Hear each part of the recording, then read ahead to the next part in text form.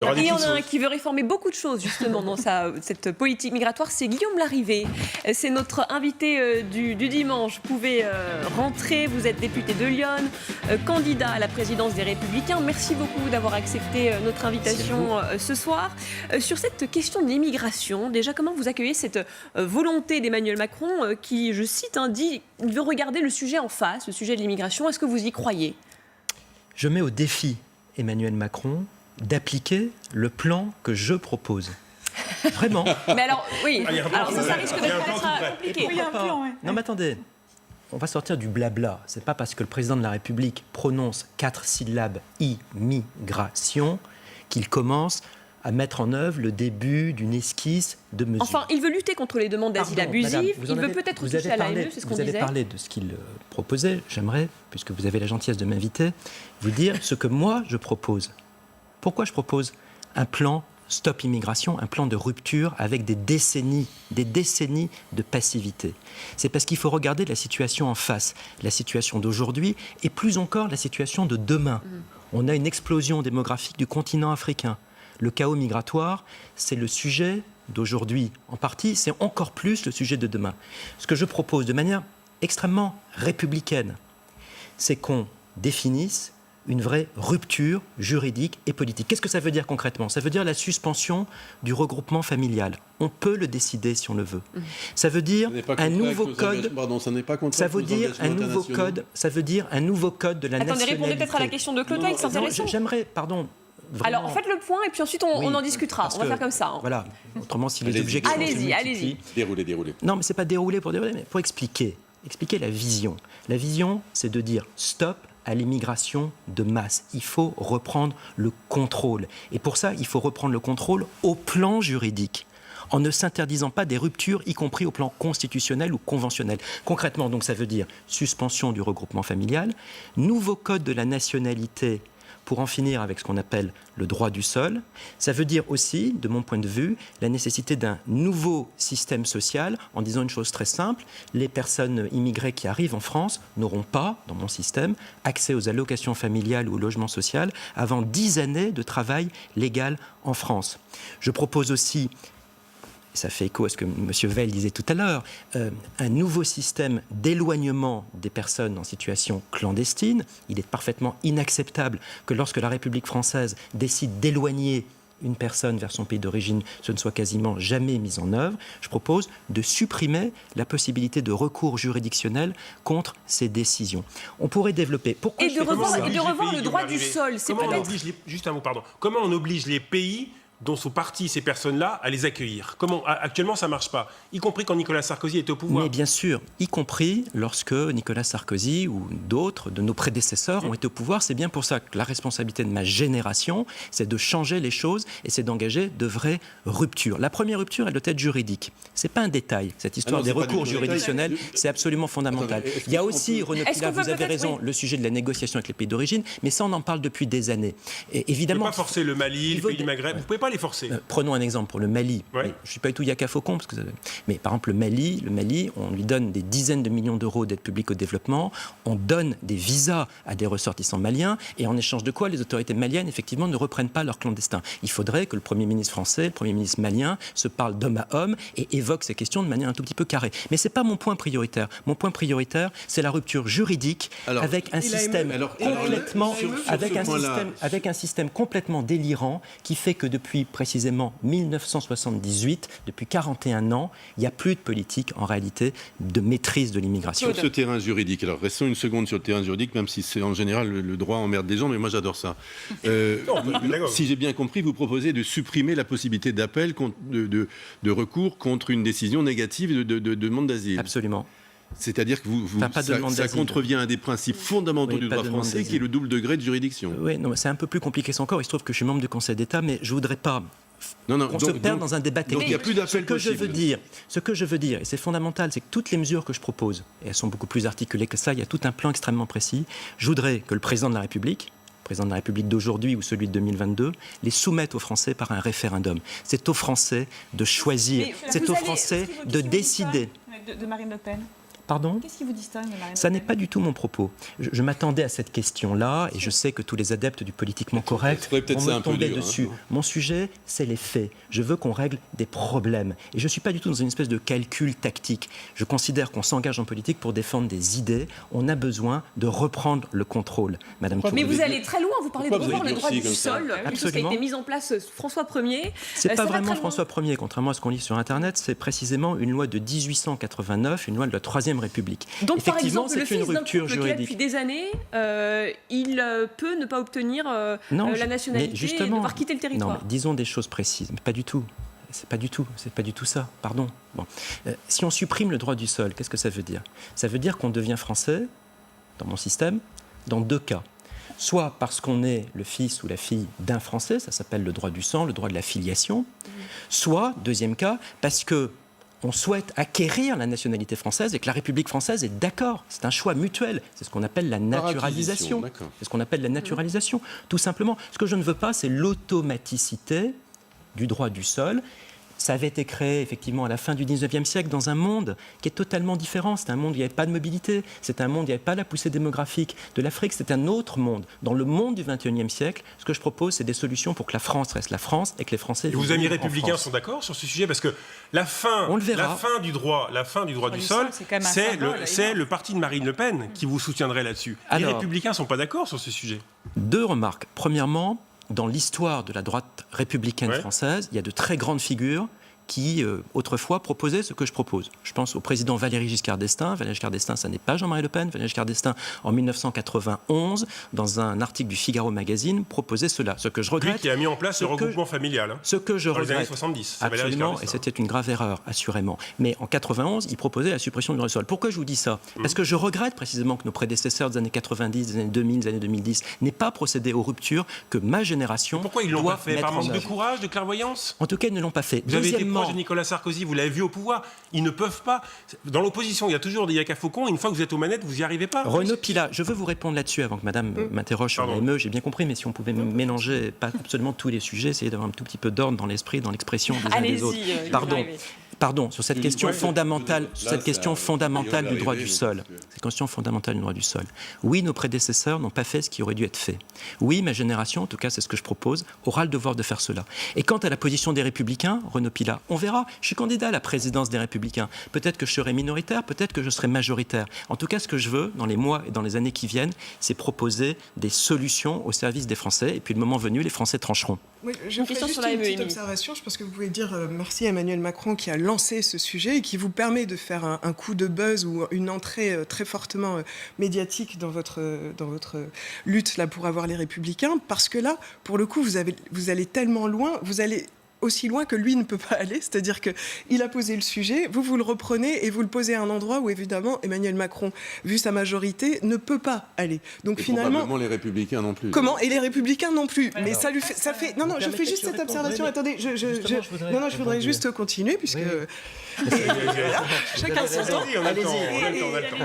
Je trouve que c'est merci Emmanuel Macron parce que là vous réussissez un coup en sortant du lot avec ses propos parce que moi je suis de la communication, je travaille dans la communication et je reviens juste sur les termes que vous employez qui me choquent énormément et ça je suis obligée de le dire avec le plan que vous prévoyez Stop Immigration et le chaos migratoire. Je pense que quand on voit les évolutions, même si comme le disait Claude Veil, il y a des problèmes d'éloignement, il y a des problèmes même l'AME coûte très cher et il y a encore 300 000 personnes qui en profitent, etc. Bon, c'est quand même pour soigner de la tuberculose et de l'HIV, mais je pense qu'on n'est pas non plus dans une période de véritable chaos. Moi, si j'entends vos termes, j'ai l'impression que demain, on va être assiégé par des personnalités qui viennent de... Je me demande, moi, ma question que je me pose la question, c'est... De quoi vous avez peur, en fait ? C'est simplement ça. C'est en employant des termes aussi forts et des mesures aussi fortes qui reviendraient en arrière, j'ai l'impression qu'on retourne au Moyen-Âge. Là, Guillaume Larrivé. Mon Dieu. Pardonnez-moi, mais le Moyen-Âge, pourquoi pas la préhistoire et l'âge de pierre ? Non, mais là, on a parlé de 1800, on n'est pas si loin. On est remonté. On n'est pas très loin, on remonte... Mais il arrive que les lois de la République modifient l'état du droit. Vous savez comment ça s'appelle ? Oui, mais quels sont les fondamentaux ? Ça s'appelle la politique. Ça s'appelle le choix. L'enjeu, c'est que le peuple français... On est vraiment au moment du chaos migratoire. L'enjeu, madame, vous avez le droit de ne pas partager mes options. Je m'interroge. Mais comme député, et comme responsable public, j'ai le devoir, moi je pense, de proposer un chemin. Et ce que je propose, effectivement, c'est qu'on reprenne le contrôle, qu'on ne subisse pas une situation qui aujourd'hui n'est pas gérée. Alors je voudrais rebondir sur ce que vous disiez tout à l'heure sur Emmanuel Macron. Emmanuel Macron, il est de ma génération, moi de la sienne, on a le même âge, on a à peu près la même formation autrefois. Il a su être disruptif sur certains sujets.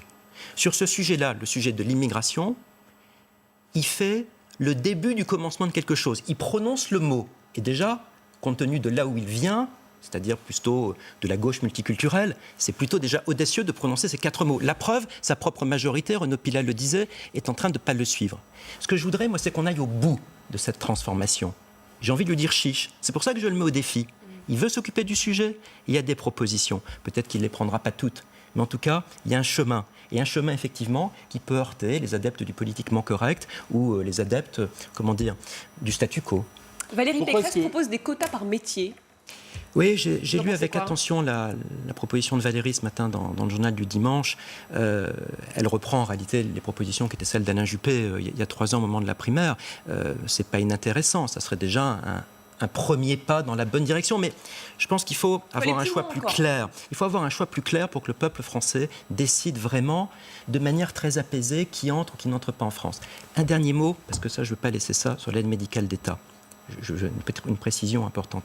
Je ne suis pas du tout pour la suppression de toute aide médicale aux personnes étrangères en situation illégale en France. Ça serait totalement inhumain. C'est d'ailleurs une différence, je crois, assez forte avec le Front National. Je ne suis pas du tout d'accord pour qu'on ne soigne plus les personnes en situation illégale. C'est un devoir d'humanité absolument évident. Ce que je souhaiterais, sur la position de Macron, juste une réforme. Ce que je souhaiterais, c'est que, comme toutes les personnes raisonnables, on diminue un peu les abus, on m'aime beaucoup. On soigne une tuberculose sur Non, c'est pas cela, madame, c'est avec beaucoup d'intelligence. Oui, mais des électeurs vont vous dire, vous n'allez pas assez loin.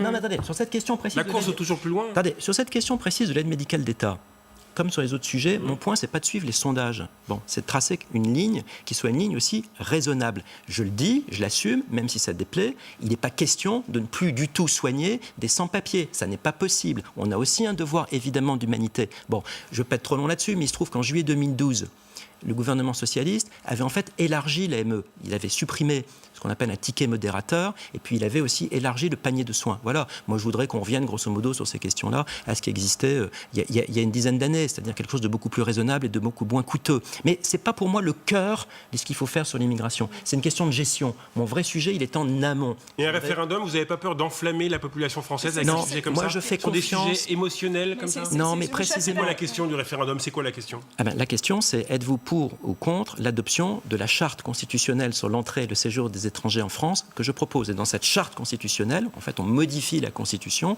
et c'est dans cette modification de la Constitution qu'on reprend la main. C'est ce qui nous permettra de définir des plafonds, c'est ce qui nous permettra de suspendre le regroupement familial, c'est ce qui nous permettra de changer complètement le système juridique et politique. Et vraiment, veuillez me croire, je dis ça en étant 100% sincère et 100% réfléchi. Ça fait des années que je réfléchis à ce sujet. J'ai même écrit un petit livre il y a 2-3 ans là-dessus.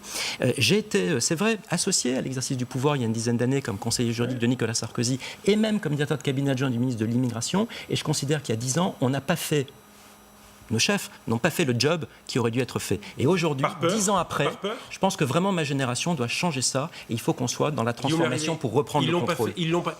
Quand même, vous dites Brice Hortefeux et Nicolas Sarkozy sont des hommes qui ont peur? Je n'ai pas dit cela, mais j'ai dit pourquoi ils l'ont pas fait alors? Je pense que la contrainte juridique a été sous-estimée en réalité. Et pour le dire de manière plus claire, je pense qu'ils n'ont pas choisi, il y a 10 ans, de modifier la Constitution. On pourrait refaire l'historique. Peut-être parce que c'est compliqué. Renaud Pila, oui, tout est compliqué si vous voulez, mais il se trouve que donc vous on doit faire parfois des choix politiques très structurants.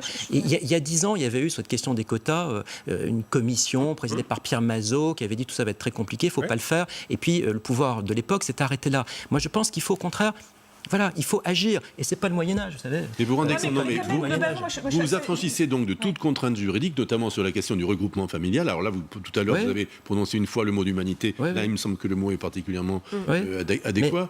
Donc, La suppression le regroupement familial, juste la suppression du regroupement familial, ça n'existait pas au début des années 70, c'était pas la préhistoire. En contradiction avec tous les engagements internationaux de la France. Le principe du regroupement familial a été sacralisé, je ne veux pas être trop technique, mais par une jurisprudence du Conseil d'État en 78, par le Conseil constitutionnel en 93 sous la présence de Robert Badinter. Et moi, j'ai envie qu'on dise de manière souveraine, stop avec ce cycle juridique qui a été ouvert il y a 40 ans. Et c'est pas le Moyen-Âge.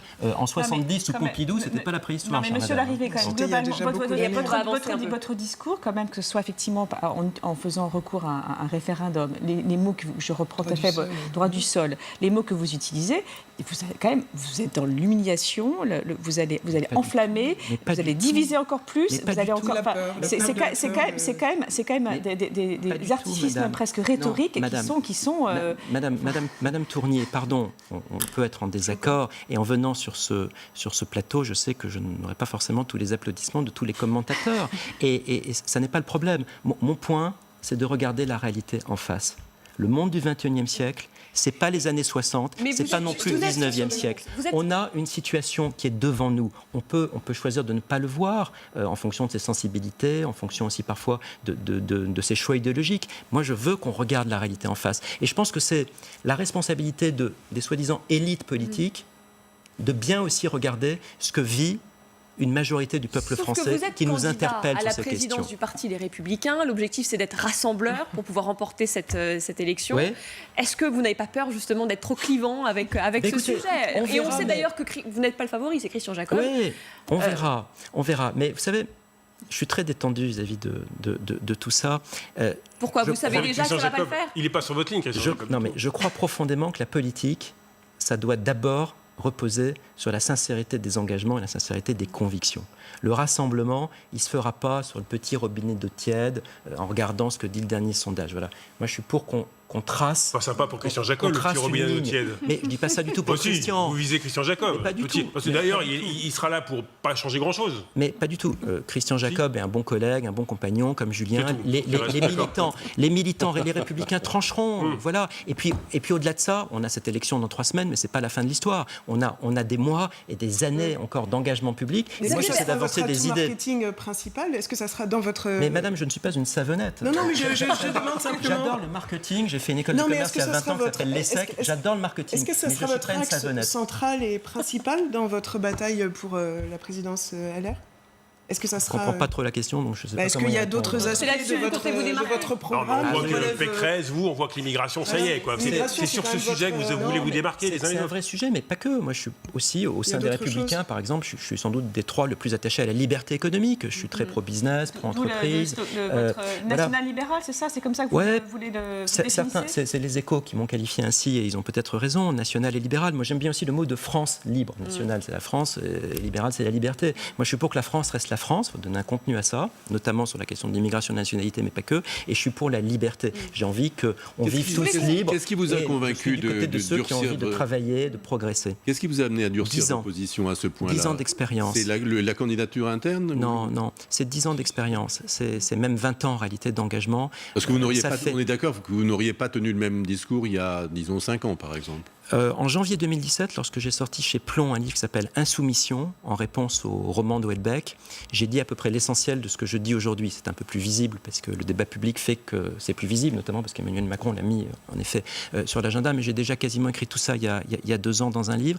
Et votre question, vraiment, je vous en remercie, c'est une lente maturation. Voilà. J'ai maintenant 20 ans d'expérience. J'ai d'abord commencé comme juge au Conseil d'État. J'ai ensuite été au cœur de l'État, dans la soute, si j'ose dire, place Beauvau et à l'Élysée. Ça fait 7 ans aussi maintenant que je suis député sur le terrain. Je regarde aussi la marche du monde. J'essaie, comme vous, de lire et d'échanger, y compris avec des interlocuteurs étrangers de pays européens ou ce qui se passe aussi aux États-Unis. Voilà. Et je pense que dans le monde du XXIe siècle, face à cette poussée démographique de l'Afrique, de manière respectable, raisonnable, respectueuse des personnes, on doit vraiment reprendre le contrôle du destin national. Et vos collègues du Conseil d'État ne sont pas épouvantés parce que le Conseil d'État a pour mission aussi de défendre l'individu contre l'État. Je pense que précisément la belle et grande mission du Conseil d'État, c'est de trouver l'équilibre entre d'une part le droit de l'État, le droit de l'État-nation à choisir et le droit des personnes. Je pense que cet équilibre aujourd'hui, il a été un peu déséquilibré. Mais j'ai tout un groupe de conseillers d'État, je ne vais pas les dénoncer, ils ont un devoir de réserve, qui travaillent avec moi sur cette question-là. Et on est même en train d'écrire cette charte constitutionnelle constitutionnel sur l'entrée et le séjour des étrangers en France dont je vais vous parler. Pour vous, dans les prochaines semaines, prochains mois, il y a donc la présidence du Parti Les Républicains, les municipales et la présidentielle. La présidentielle en 2022. Je voulais qu'on s'arrête un temps sur Xavier Bertrand. Xavier Bertrand qui est persuadé que l'avenir de la droite se joue en dehors du Parti Les Républicains. Des gens, beaucoup de personnes pensent qu'il est plutôt bien placé, en tout cas pour 2022, pour représenter la droite. Est-ce qu'il serait, selon vous, un bon candidat pour représenter la droite en 2022 ? La vérité, c'est, je vais vous parler sans langue de bois, c'est que tout ça est totalement prématuré. Vraiment, quoi. Non mais c'est vrai, on est en septembre 19, il y a des personnalités qui, c'est très bien, vont participer au débat public. J'ai regardé, comme un certain nombre de Français, l'émission de Xavier Bertrand, elle était intéressante. Il a une expérience de terrain dans les Hauts-de-France. Mais là, si on pose la question maintenant, il est de droite, Xavier Bertrand ? Qui est la meilleure personne pour se présenter en 2022 ? Je réponds il appartient assurément, avec son style et ses idées, il est assez à droite. À cette mouvance. On a l'impression, vu la ligne que vous tranchez, Guillaume Larrivé, il va falloir vous suivre maintenant, parce que d'autres se sont déportés vers la gauche maintenant. En tout cas, vous avez raison de dire une chose, c'est que moi j'essaie de tracer ma ligne. Et je ne regarde pas trop, pour l'instant, ce que disent ou ce que font les autres. Je regarde évidemment. Donc vous êtes déjà sur 2022, on a compris. Vous êtes déjà sur 2022 sur une ligne claire finalement. En tout cas, je veux défendre des idées dans le débat public et puis on verra bien au service d'une ambition collective. Moi j'ai envie que la France... ça fait un présidentiel de plus. Non, j'ai un présidentiel sur 2022 parce que là on voit bien comment vous arrivez à vous démarquer vis-à-vis justement d'Emmanuel Macron et de la façon dont il parle de l'immigration. Faisons encore un peu de marketing. Alors justement, vis-à-vis de 2022, est-ce que vous avez suffisamment dans votre panier là pour vous démarquer vis-à-vis du Rassemblement national ? Parce que là c'est une chose de tracer la route. Qu'est-ce que vous dites sur l'écologie, comment par vous exemple ? vous démarquez avec des positions aussi fortes sur l'immigration ? Ça fait deux questions très différentes en stéréo. C'est vous qui présidez le plateau, on est d'accord. Alors pour vous, d'abord, une différence absolument majeure avec Madame Le Pen sur les questions économiques. Moi, je ne suis pas devenu communiste. Voilà, je vous le dis. J'ai écouté ce qu'elle disait sur une matinale la semaine dernière. Elle disait il faut faire la retraite à 60 ans, il n'y a qu'à Faucon. C'est le même discours que Jean-Luc Mélenchon. Pardon, moi, je suis pour la liberté économique et je suis pour le réalisme, la gestion des finances publiques. Je ne suis pas du tout en accord avec cette espèce de programme néo-communiste collectiviste qui est aujourd'hui celui de Madame Le Pen. Ça fait une différence majeure. Sur l'écologie, vous savez ce que je vais vous dire ? C'est qu'on a un énorme travail à faire qui est devant nous et qui n'a pas été fait. Voilà, c'est un tort. Et comme je ne suis pas péremptoire, je ne suis pas encore au clair sur tout. J'ai compris qu'il y avait un défi climatique, j'ai compris qu'il y avait une préoccupation écologique. On a besoin de travailler et je me donne, moi, 6 mois pour vraiment présenter des choses sur la question écologique. Justement, sur ce thème de l'écologie, vous avez entendu parler des décrocheurs de portraits et peut-être de cette dernière actualité. Le portrait d'Emmanuel Macron a été prêté par le maire de la ville de Vienne, le maire Les Républicains, à des gilets jaunes, pour une manif de gilets jaunes. Quelle est votre réaction là-dessus ? C'est ridicule. Voilà, quand Thierry Kovacs, maire de Vienne, donne le portrait du président de la République aux Gilets jaunes, ses intentions sont limpides. Il fait de bas calculs électoralistes sur le dos du climat et abîme les institutions de la Ve République. Votre réaction là-dessus ? Écoutez, je trouve que c'est ridicule. Moi, je pense que les choses sont assez claires. Je combats la politique d'Emmanuel Macron, mais je respecte l'État. Je respecte la République française.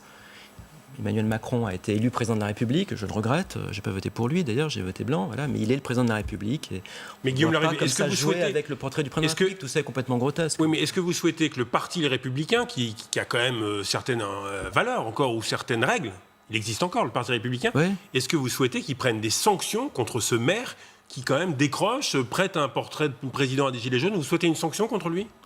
Il est responsable de ses propres actes. On n'est pas dans une caserne. En tout cas, moi, ma position, comme député, comme candidat à la présidence des Républicains, c'est que cette attitude-là est complètement grotesque. Voilà. Je combats la politique d'Emmanuel Macron, je respecte la République française. Et on ne va pas se mettre à décrocher les portraits du président de la République.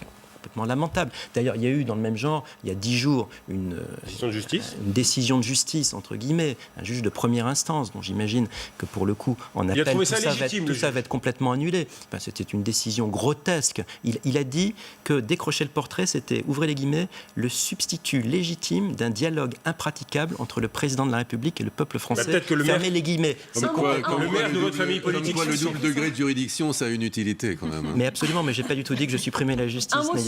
N'ayez crainte. Ce que j'ai dit sur les recours, c'est vraiment un truc très réfléchi. Il y a dans la doctrine juridique ce qu'on appelle les actes de gouvernement, les actes de souveraineté. La question que je veux poser, c'est est-ce que c'est légitime, Claude Veil, qu'un clandestin, que quelqu'un qui respecte pas la loi, conteste la décision souveraine de la France qui lui dit « non, je ne souhaite pas que vous résidiez en France ». C'est ça la question. C'est un vrai sujet, je vous assure. Aujourd'hui, une personne en situation clandestine, elle a jusqu'à 21 recours possibles. J'ai fait le point récemment avec mes équipes techniques. 21 recours. C'est pas possible. On ne peut pas dire sur les plateaux qu'on est pour l'autorité de l'État et pour le rétablissement de l'autorité de la République française et tolérer en réalité que ces décisions d'éloignement ne soient quasiment jamais appliquées parce qu'on est dans un système qui est devenu complètement fou. Mais beaucoup aussi, je vous assure. C'est ça. Et la deuxième difficulté, c'est ce qu'on appelle les laissez-passer consulaires. C'était ce que Renaud disait tout à l'heure, Renaud Pilat disait tout à l'heure, avec les pays d'origine qui refusent les clandestins. C'est ça les deux vraies raisons, je vous assure. Et la question que je pose, elle n'est pas illégitime. Et c'est pas le Moyen-Âge. C'est pas le mot de la fin. Non, c'est Merci beaucoup. Merci beaucoup, Guillaume Larrivé, d'être venu nous voir sur ce plateau, d'avoir pris le temps de répondre à nos questions.